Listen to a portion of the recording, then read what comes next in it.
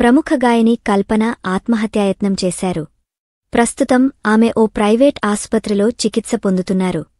తెలుగులో అనేక super hit పాటలు ఆలపించిన కల్పన హైదరాబాద్లోని నిజాంపేటలో నివాసం ఉంటున్నారు.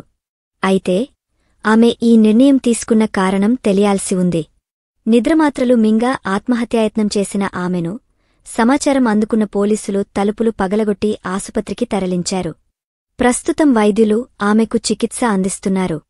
సింగర్గా మాత్రమే కాకుండా డబ్బింగ్ ఆర్టిస్ట్గా, నటిగా తనకంటూ ప్రత్యేక గుర్తింపు సంపాదించుకున్నారు. తెలుగు సినీ పరిశ్రమలో అత్యంత ప్రజాదరణ పొందిన గాయకుల్లో కల్పన ఒకరు.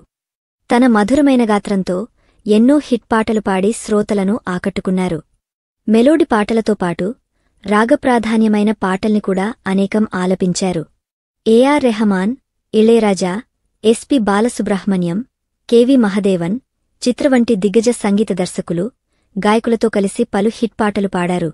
గతంలోనూ ఆమె ఆత్మహత్యాయత్నం చేయాలనుకున్న విషయాన్ని ఓ ఇంటర్వ్యూలో వెల్లడించారు.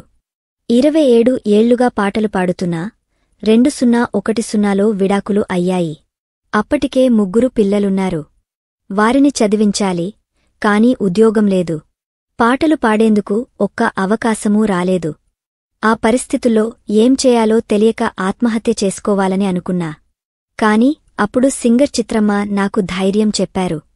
నువ్వు ఆత్మహత్య చేసుకోవడానికి పుట్టావా అంటూ ఆదరణ చూపి జీవితంలో ముందుకు సాగేందుకు ప్రోత్సహించారు అని అన్నారు కల్పన.